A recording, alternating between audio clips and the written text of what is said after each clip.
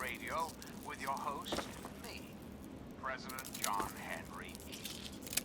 And now, one of my inspirational quotes from the mouth of your president, John Henry Eaton, straight to your heart. Nations, like individuals, are punished for their transgression. Hello again, America. This is John Henry Eaton, your president. There are some things we should talk about, if that's all right. I've been thinking quite a bit lately about something we can all relate to, something that is unquestionably, inescapably American. I am referring, of course, to our great national pastime, baseball. Or so it had been.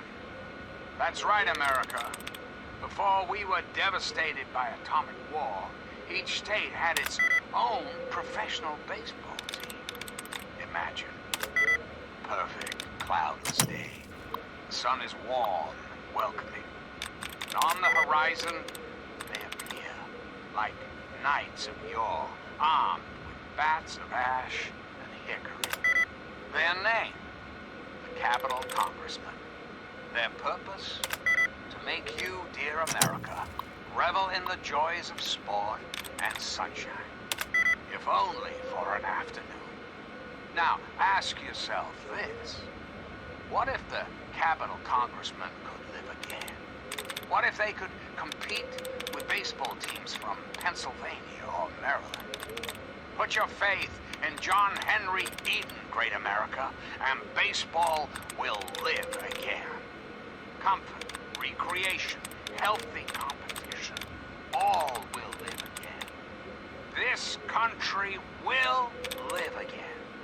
Reflect upon all I have said, my America. Reflect and wait. For soon, this great nation will be reborn, and the enclave will be its salvation. Till next time, this is your president, John Henry Eaton, signing off.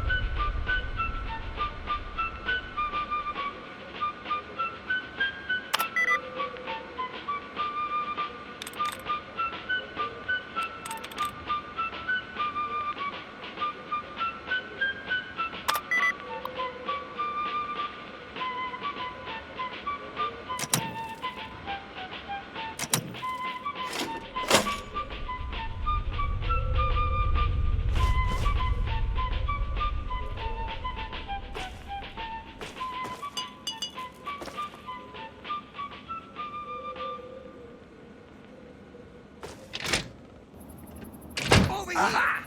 Hey!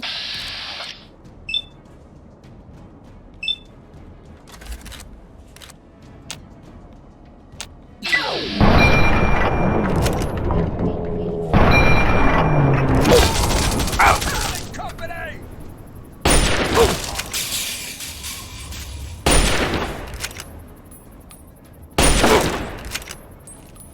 I want this one's head on the fucking plate!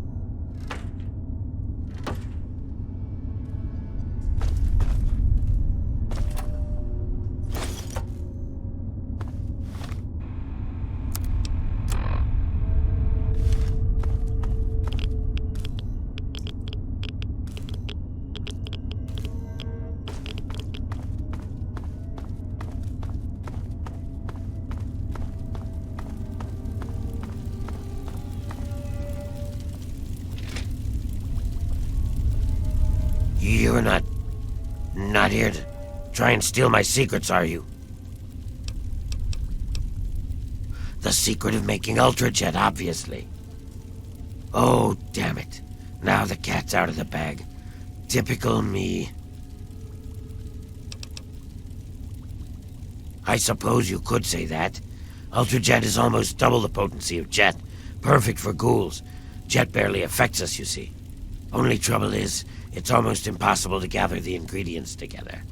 Say, you might be able to help me with that. It takes 3 things to make Ultrajet. 2 of the ingredients I got plenty of. The other one is a little harder to find. Sugar bombs. I distill it down to its base contents and add that to the formula, then presto, Ultrajet. For every box of sugar bombs you bring me, I'll pay you 15 caps. So, you in? Fine, anything to get what I need. Now scram, I got some preparing to do.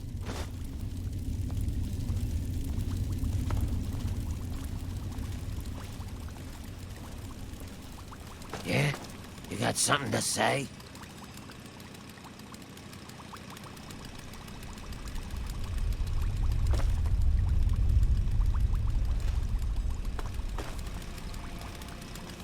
Ah, you're back.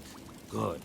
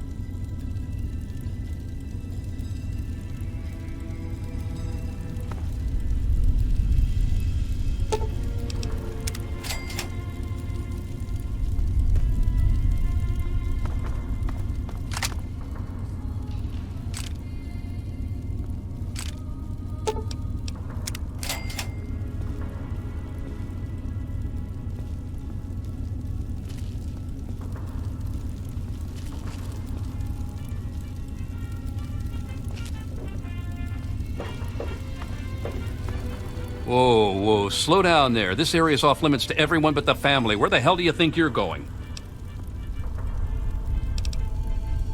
I don't care what you need. This place is off limits and that's that.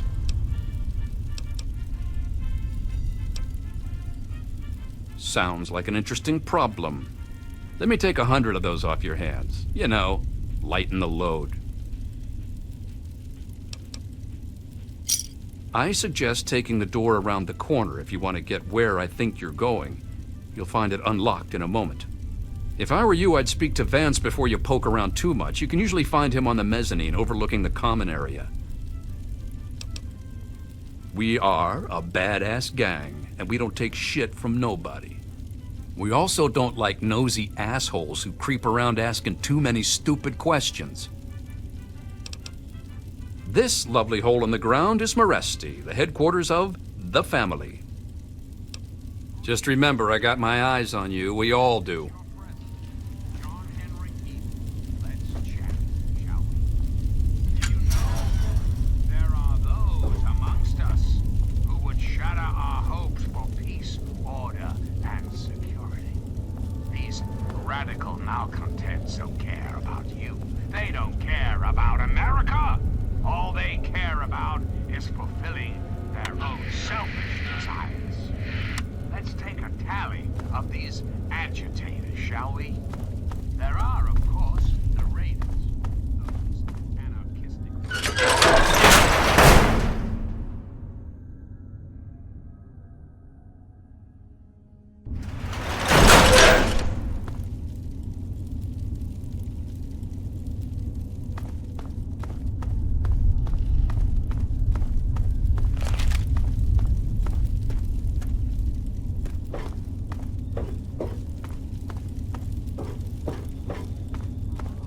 Boy Scouts are nothing more than common criminals with access to some antiquated technology.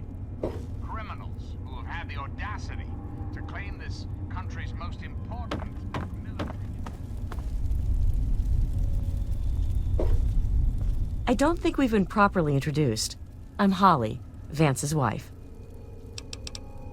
I'm afraid Vance has him in isolation, and there's no way I'm going to override Vance's orders. He's a good kid. I think Vance will set him along the correct path soon, like he did for all of us.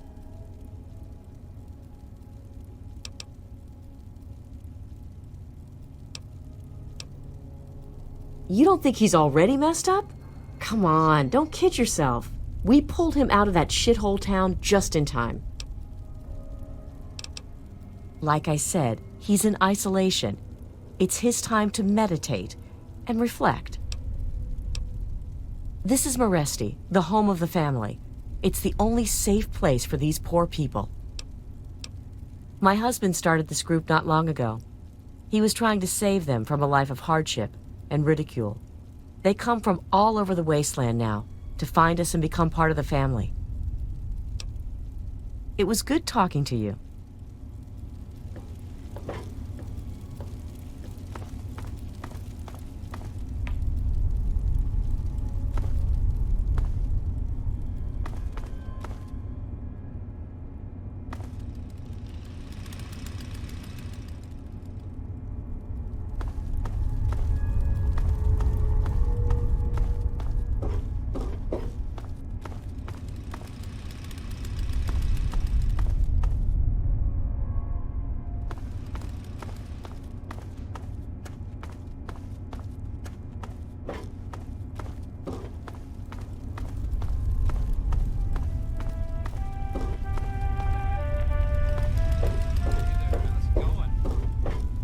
Okay, I guess.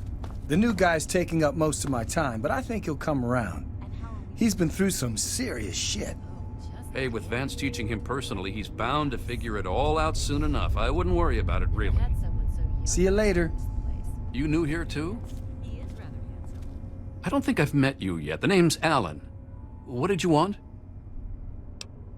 I don't have any authority here. I'm pretty new myself. Justin's been trying to talk to Ian, make him feel better. Maybe you should speak to him. Right now, I call this place home. The only home that's ever let me stay with my problems. Well, anyone that Vance takes in because of their special problems can be part of the family. Guess I'll see you around. Welcome to Meresti. Welcome to our home. My people call me Vance. I lead this group of weary travelers and outcasts who need a home. And to what do I owe the pleasure of your visit?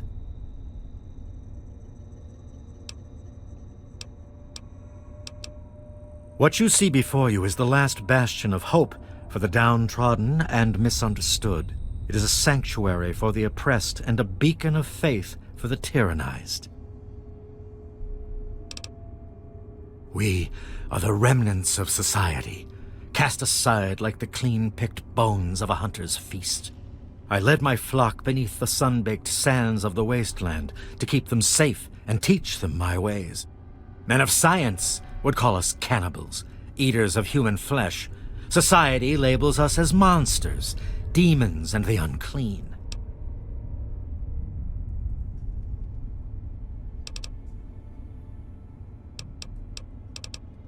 I am afraid that the knowledge required to appreciate our true nature is far above your level of comprehension. Ah, your words illustrate why the hardships persist for my people. Reforming implies something is wrong with them and needs to be eliminated. I think of my teachings as more of an improvement, a way to transcend our cannibalistic nature.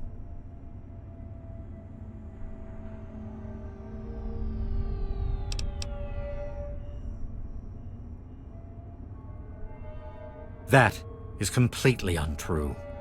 Your difficulty grasping the concept that change is possible in my people perplexes me. Let me try a different approach. Let me counter that ignorance with a lesson in objectivity. I say we are no longer cannibal, only consuming the blood of our prey. What would that make us in your eyes?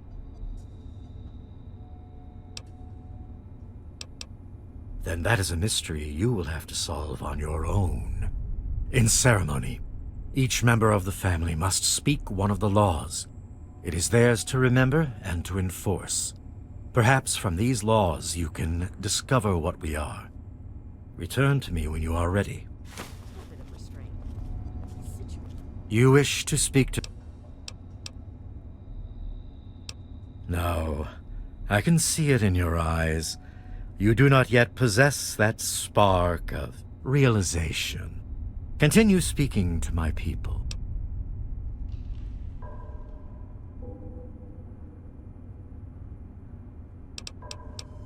The family has become our moniker because that is exactly what we are. Related by blood.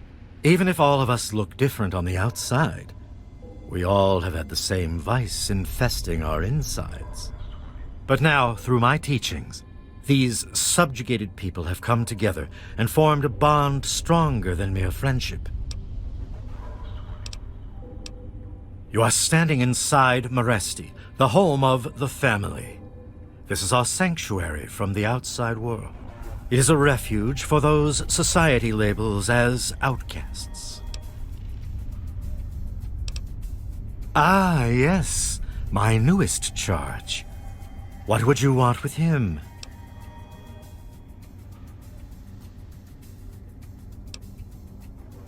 Murder is a very strong word, my friend. Do you consider it murder when a hunter stalks his prey in order to put food on the table? The family must do what it can to survive, and Ian provided us the way. Ian is at a critical moment in his life right now. After all that occurred in Arafu, he is scared and confused.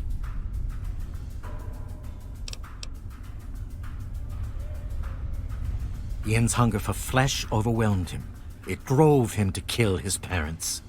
Because of my intervention that night, he stopped just short of being lost forever to his cravings for flesh. I am telling you, he will no longer be labeled as such. He has become one of us, a member of the family. The hunger that drives us must be kept in check. It is one of the most difficult things to teach. Ian lost control because no one was around to guide him. His own family was alien to him. Your words impress me, human. Perhaps I misjudged you when we first met. If you wish to speak to Ian, you are free to do so. Here is the code to the area in which he is meditating. You wish to speak to me again. You are...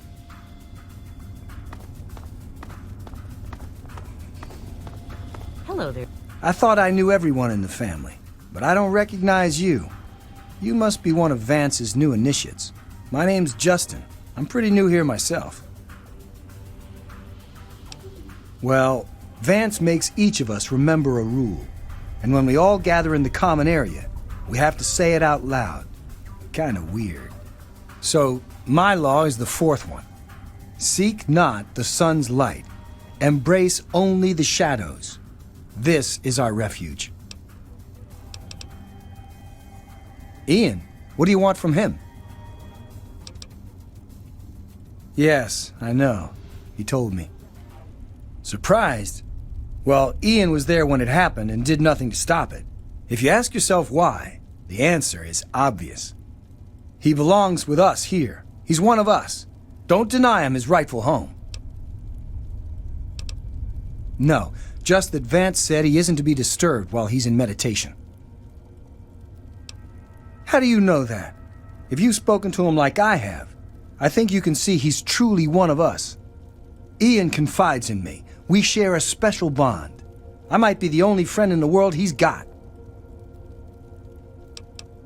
It's a great way to get back at those assholes out there who think we're losers. If it wasn't for Vance, I'd still be getting the crap beat out of me by those guards in Rivet City. Stranger.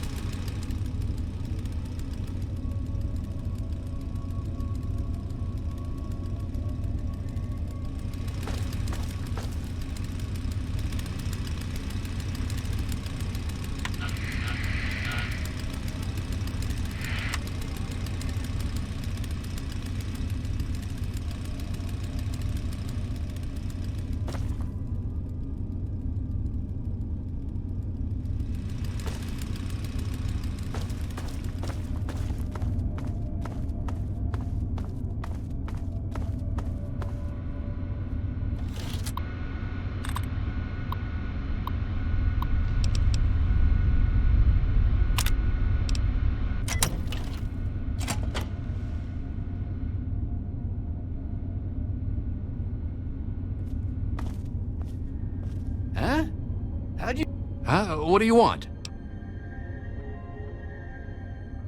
I guess I shouldn't be surprised. I'm sure Evan King is pretty pissed right about now. I bet he has the entire town out looking for me. He's worse than my parents. You think I don't know that? You think I don't know what I did?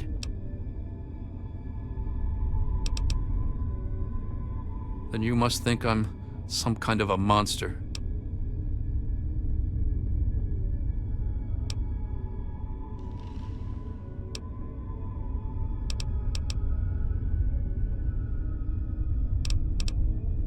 Help? How can you help? There's something inside me, something completely messed up. I'm a mutant, a fucking freak. The only person I was ever able to talk to was my sister Lucy, and she's gone. No one gives a shit about me except Vance and the family. Can't you understand that?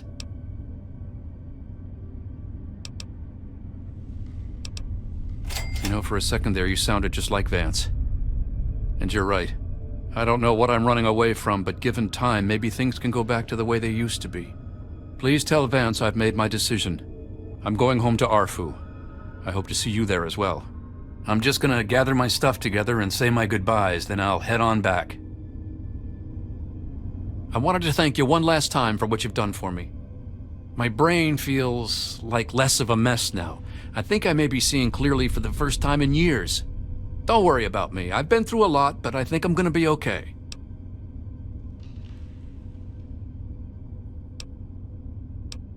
I suppose not. I was about 10 years old, and I was playing with Lucy down under the overpass. We loved throwing rocks in the water. We saw some wastelander trying to break open the Brahmin pens and steal one of them, so I ran over and told him to stop. He just laughed and pushed me away. When I fell, suddenly my head started to hurt. and my eyes got all blurry. It was almost like I blacked out. Next thing I know, Lucy was pulling me off the guy. I had ripped his throat open with my teeth. She said I, changed into another person, that I even glared at her and raised my arms like I was going to kill her. The Wastelander took a swing at me with some kind of club.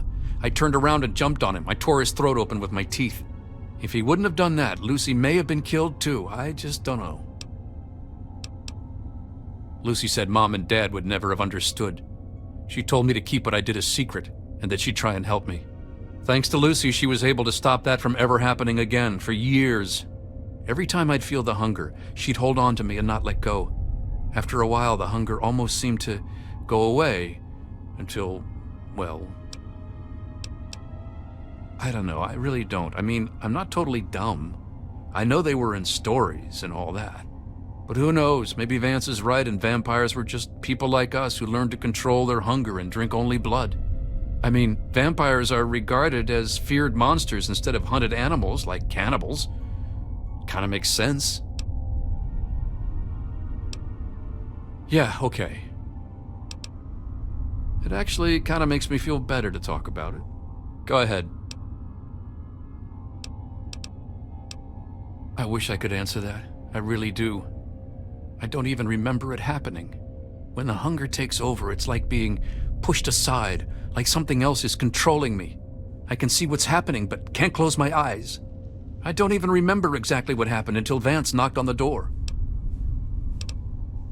That's the weird thing. He has some sort of crazy sixth sense about her, or something. Maybe all of our kind do.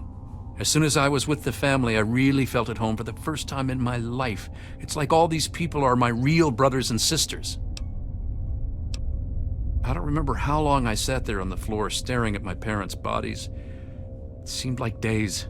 I wanted to feed, to eat their flesh. But it was like a little bit of me was holding on. Then, out of nowhere, there was shouting outside and a knock at the door. I opened it, and it was Vance. He seemed to know exactly how I was feeling inside. He took me under his arm and we left. I never looked back. Vance told me later that he was basically covering for me and allowing the family to feed at the same time. Since my parents were already dead, they drank their blood and left the mark on the wall. He didn't want Evan to suspect that I had done it. The irony is they were stalking our town to feed anyway. It's almost like Vance knew this would happen. Yeah, okay. Yeah, goodbye.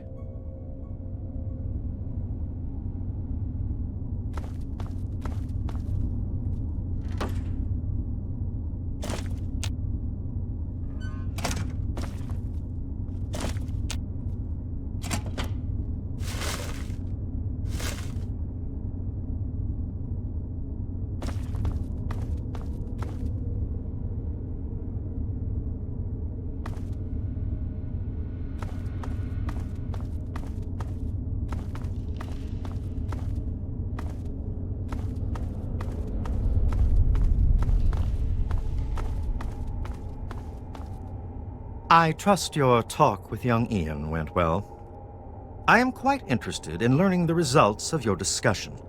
Did he come to a decision?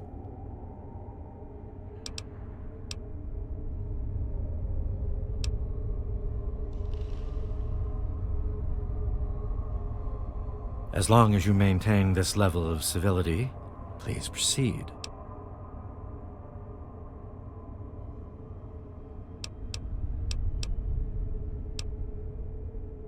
Many years ago, I survived by drinking from fresh blood packs I recovered from hospital ruins. The problem with your idea is that these blood packs are scarce. What do you propose?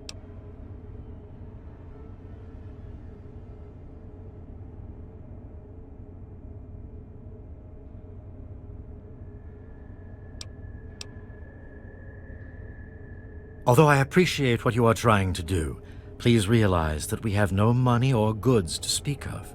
What little money Carl makes with his shop goes to buying weapons and ammunition to protect ourselves.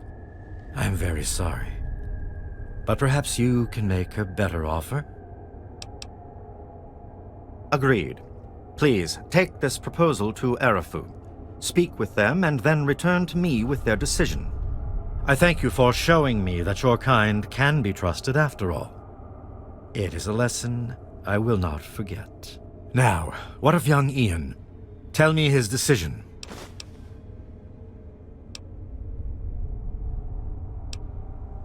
It saddens me to lose one of my flock, but I believe everyone has to follow their own path. All I was attempting to do was guide him. Now it seems that responsibility has fallen upon you. I hope you will be more successful. Please, I want you to take this. Consider it as an apology to you for all the hardships you had to endure finding this place. Goodbye, human. Our time together has been rather educational.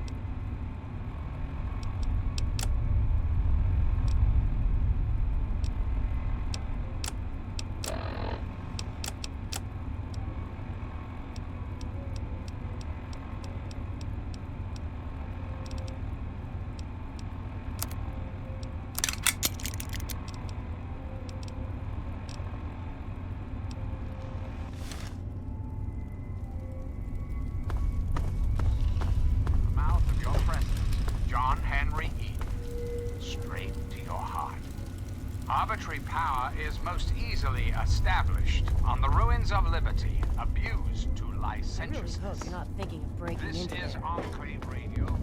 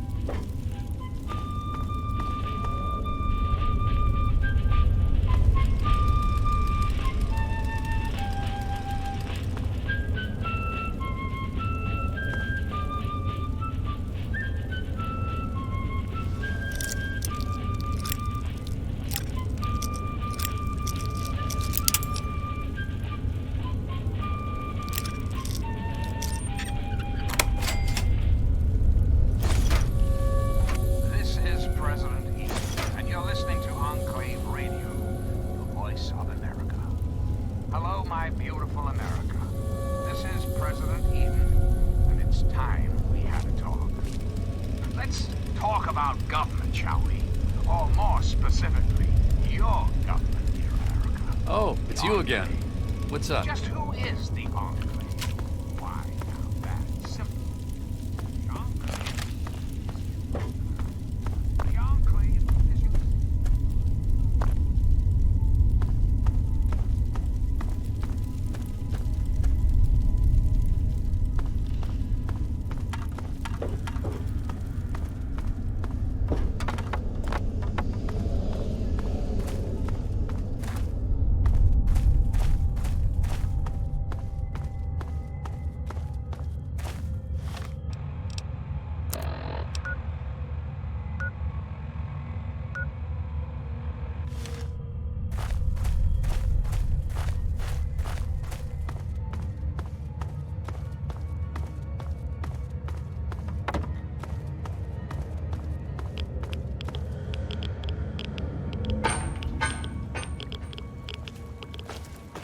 What's the big idea?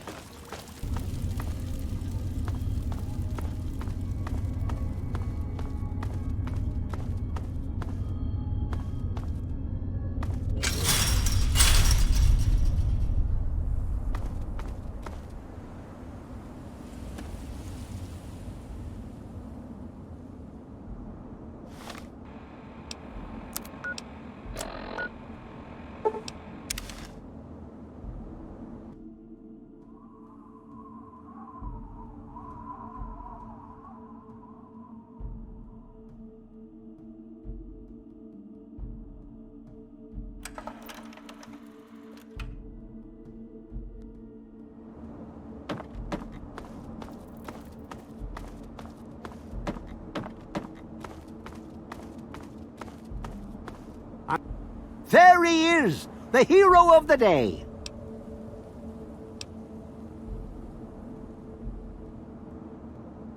I know. I talked to Ian, and he told me everything you did.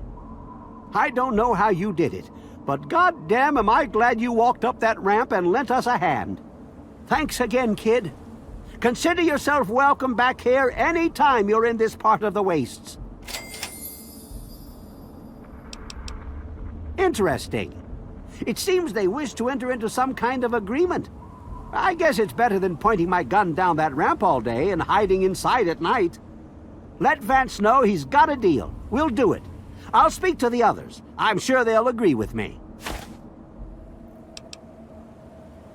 I've been saving up stuff for emergencies, in case things with Arafu got tremendously bad. You're welcome to some of it if you like. Sorry, the well's run dry. Come on back soon. I may have some stuff for you.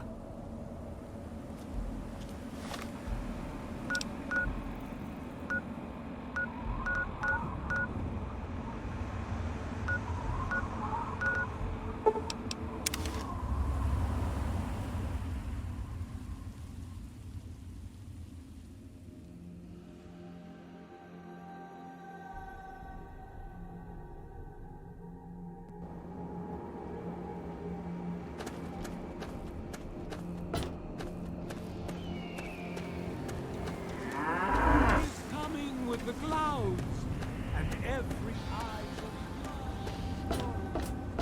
be every ear shall be stricken deaf to hear the... Here. You've done so much for us. I want you to have this. It's all I have to offer you. Certainly. It's the least I could do after all you've done. The thunder of his voice.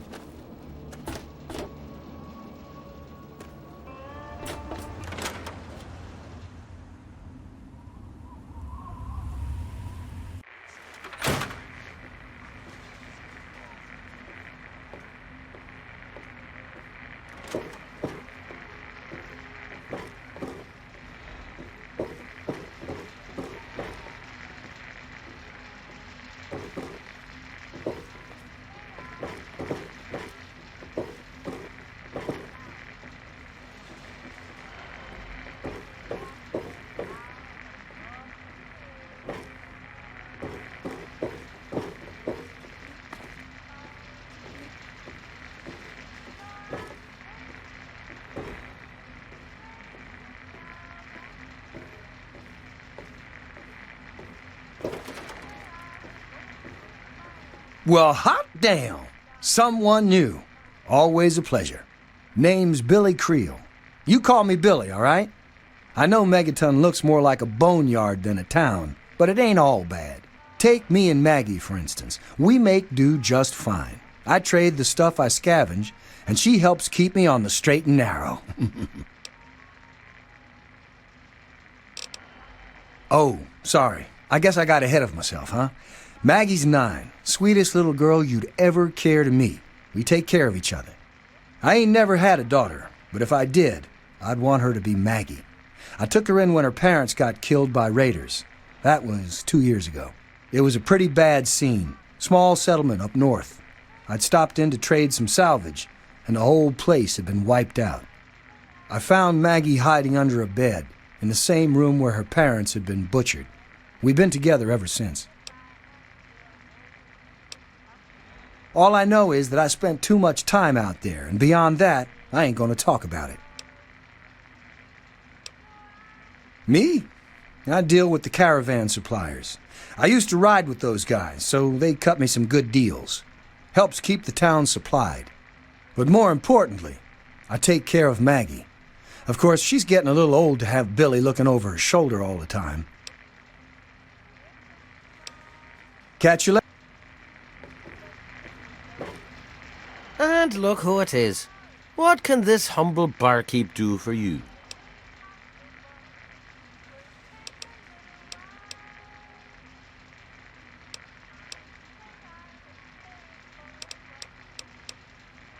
And so now we part.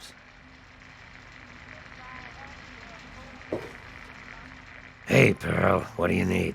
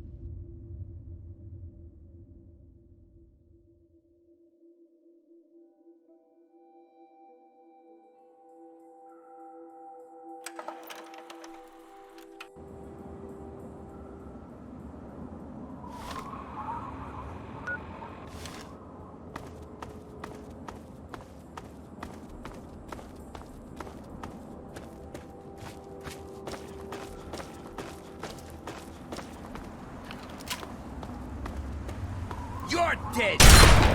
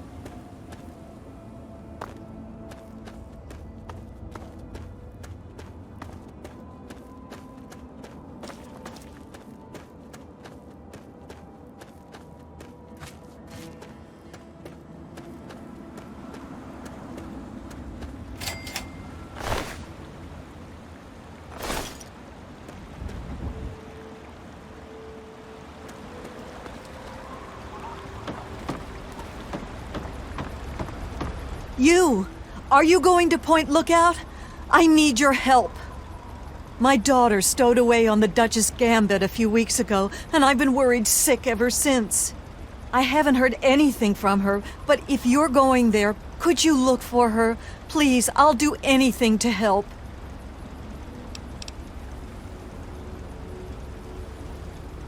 Oh, bless you. Her name is Nadine, and she left a couple of weeks ago. Said she wanted to see the world. Silly little thing that she is. That Tobar said he dropped her off at Point Lookout, but who knows what's happened to her since then. I don't know if you can convince my little Nadine to come back, but just give her this note from me, would you? Only that it's where Tobar gets those punga fruits he sells off. Must be making a good profit off of them, too. I hear rumors the place is full of swamps and killer plants, but I don't know about all that. She's about your age, and when she left, her hair was dyed bright orange. You shouldn't have any problem recognizing her. She told me she wanted to go find her fortune, but I thought it was too dangerous. I should have known better than to say that. Moment I told her she couldn't go, it was just a matter of time before she ran off. Please, find my daughter.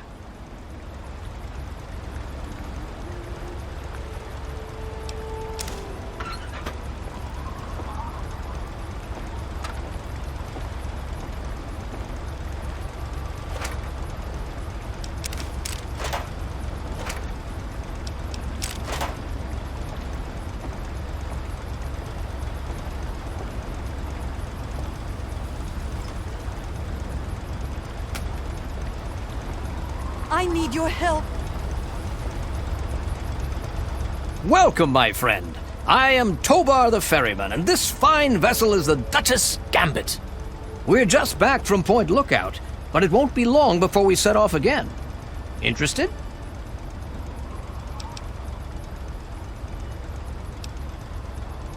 Ah, but he's not here, now is he? And besides, I'm no stranger. I'm Tobar the ferryman, at your service. Ah, Nadine. Sprightly little tomboy with more curiosity than common sense, that one. Caused so much trouble on the trip that I probably would have thrown her overboard if she hadn't reminded me of myself at her age. I haven't seen her since we hit land at Point Lookout. But knowing her, I'll bet she's gotten herself in plenty of trouble. You should have seen her back in her heyday. Why, we traveled up and down the coast from the Commonwealth to the Broken Banks. Good times, but these days she's not fit to take out to the coast. Too many spouts ready to drown her and too many critters looking for lunch. But the Point Lookout run is good enough for now. We've got a sweet deal ferrying cargo and the occasional traveler. Down south, this side of the bay, there's a soggy strand of beach called Point Lookout. Oh, it's got it all. Ruins of ancient pleasure towns, mysterious swamps bristling with treasure, and all practically untouched by outsiders. But if you're curious, I could offer you a ride over to that faraway land. For a nominal fee, of course. Good travel.